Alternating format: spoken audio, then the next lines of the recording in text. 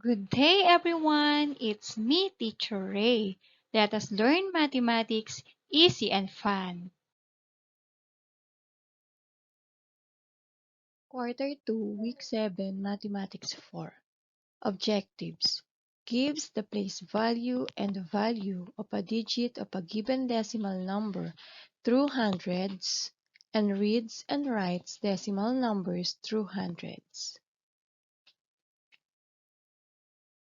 Let us answer the learning test that you answered last week.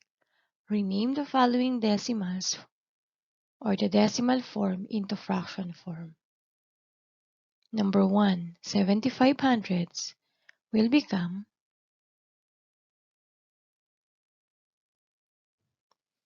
75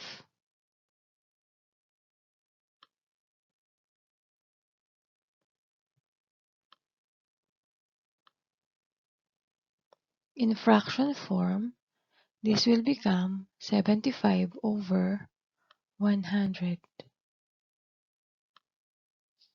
or 75 hundredths. Number 2 is 35 hundredths. In fraction form, this will become 35 over 100. 90 hundredths, number 3. In fraction form, this will become 90 over 100. Number 4 is 80 hundredths. In fraction form, this will become 80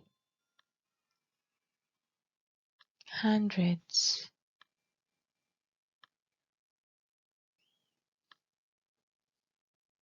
And then 9 tenths, this will become 9 over 10 or 9 tenths. That's it. And now, for your learning task 5, let us answer this one. Rename the following fraction form into decimal form. So this time, we will write the fraction into decimal. So if we have 5 tenths, this will become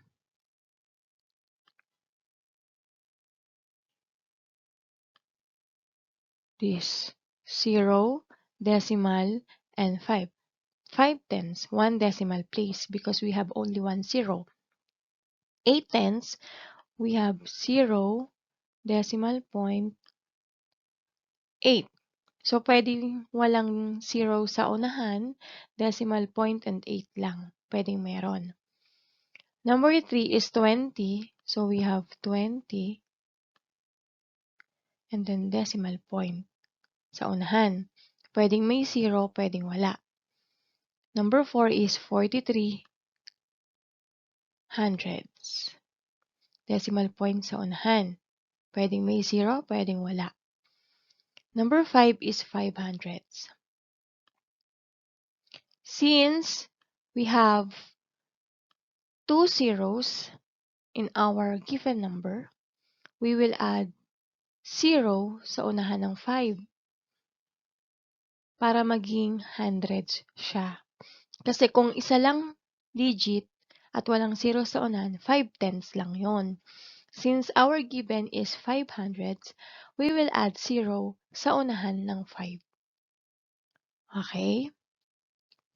Because after ng decimal, pagkatapos ng decimal point, the place value of the first number or the first digit is tenths. And the second one is hundredths.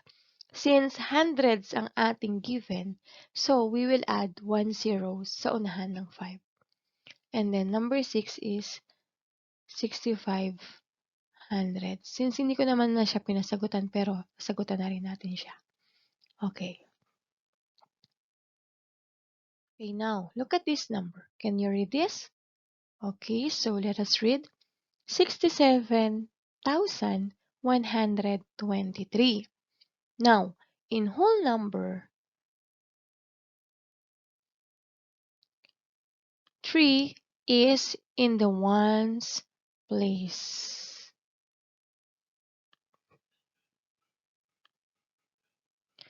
2 is in the tens place.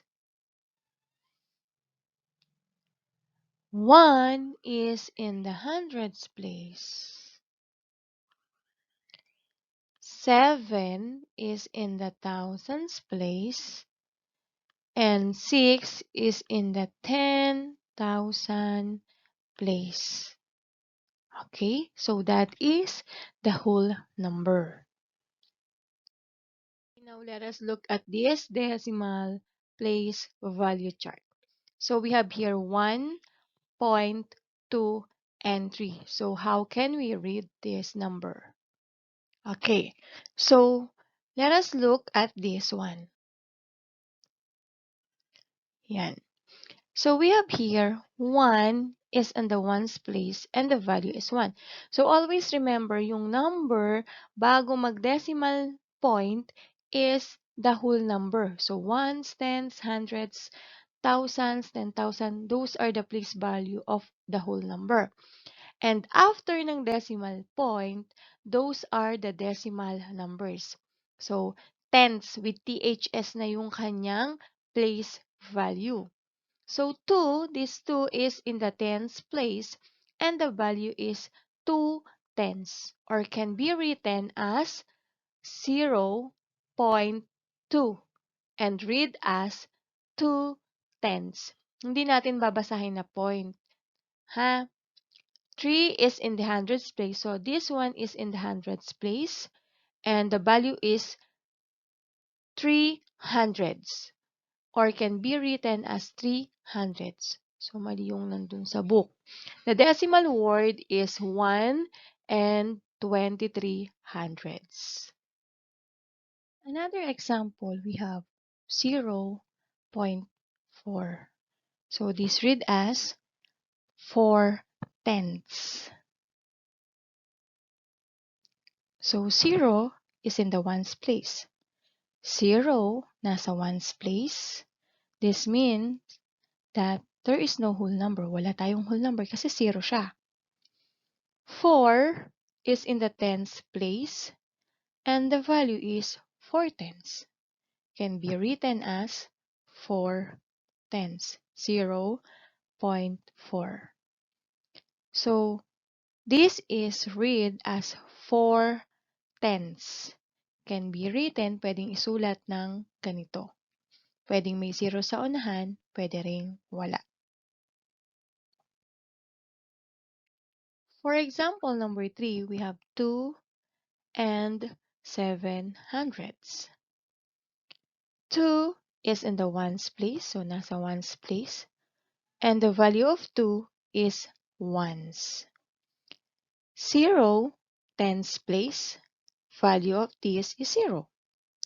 7 is in the hundreds place, and the value is 7 hundredths. This means 0 tenths, 0 tenth, 7 hundredths. The decimal word is 7 hundredths. So to read the decimal number, read the digits after the decimal point. Ang babasahin nyo ay yung number pagkatapos ng decimal point kung walang whole number. Read the place of the last digit and then babasahin nyo yung place value ng huling digit. If there are digits starting from 1 and up in whole number part, read the decimal point as end. Kung may number sa unahan ng decimal point, ang pagbasa sa decimal point ay end. Pero kung wala namang number sa unahan, kung 0 lang naman yung nasa unahan niya, ang unang babasahin ay yung number after the decimal point. And read the number starting from the highest whole number, followed by the decimal numbers. Example, 2 and 45 hundredths. This can be read as 2 and 45 hundredths. 0 is placed to an empty column. So, kapag halimbawa, kulang tayo ng digit, So, hundreds, and 500. So, ilalagay natin si 0 sa empty column, no? So, pwede rin nating lagyan ng 0 yung unahan, pwede rin hindi lagyan ng 0 yung unahan. Parehas correct yon. For your learning task 1, page 33, 1 to 5 only, give the place value of the underlined digit. Write your answer on your paper. So, yung may mga guhit, ilalagay nyo lang po ang kanyang place value. So, this time, ang mga may guhit natin ay mga decimal numbers. Next is learning task 2, 1 to 5 only. Value naman ang ilalagay. If it is tens, hundreds, yung may guhit ba ay ones or tens ba yan? So, yun yung ilalagay. And then this one, write the following in decimal form. So, gagawin nyo siyang decimal forms. Kung papaano nyo siya binasa, yun yung isusulat nyo. 2 and. So, sabi ko nga, ang end ay decimal point. So, 2 and 3 hundredths. Tandaan, kapag wala siyang digit, 0 yung nilalagay. Thank you for listening. I hope you learned something new. So, kung di pa kayo nakakapag-subscribe sa aking YouTube channel, click the subscribe button. Thank you!